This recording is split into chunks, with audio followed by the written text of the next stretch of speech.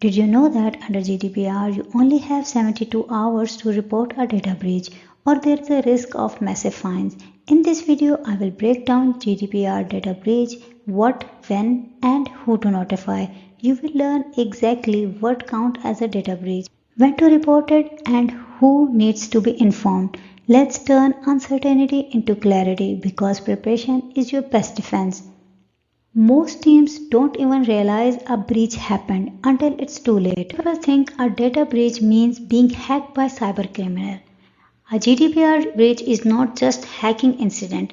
It's any event that compromises the confidentiality, integrity or availability of personal data.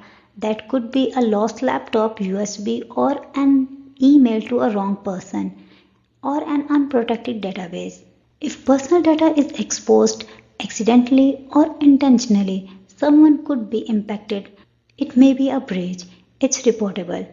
Whether you are in marketing, tech, or HR, you are handling personal data, and any mishap can put your company's reputation, finance, and legal standing at risk. Once you become aware of a breach, you have 72 hours to report it to your data protection authority. You don't need all answers, but you need to flag it. One company waited 10 days to investigate and was fined because they didn't meet the deadline. If you need more time, you must explain why.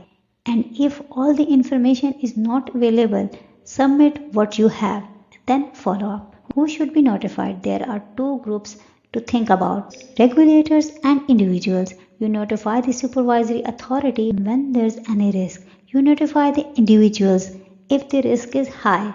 Internally, your team should escalate breaches immediately so the response begins without a delay.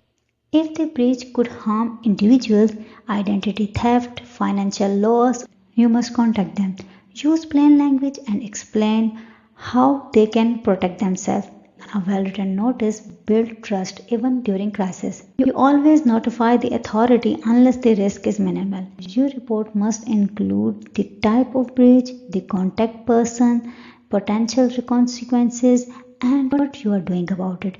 Even if it's incomplete, submit it in time. If the breach could cause serious harm like identity theft, financial fraud, you must notify the affected individuals. If data was encrypted or you took steps to eliminate the risk, you may not need to inform them.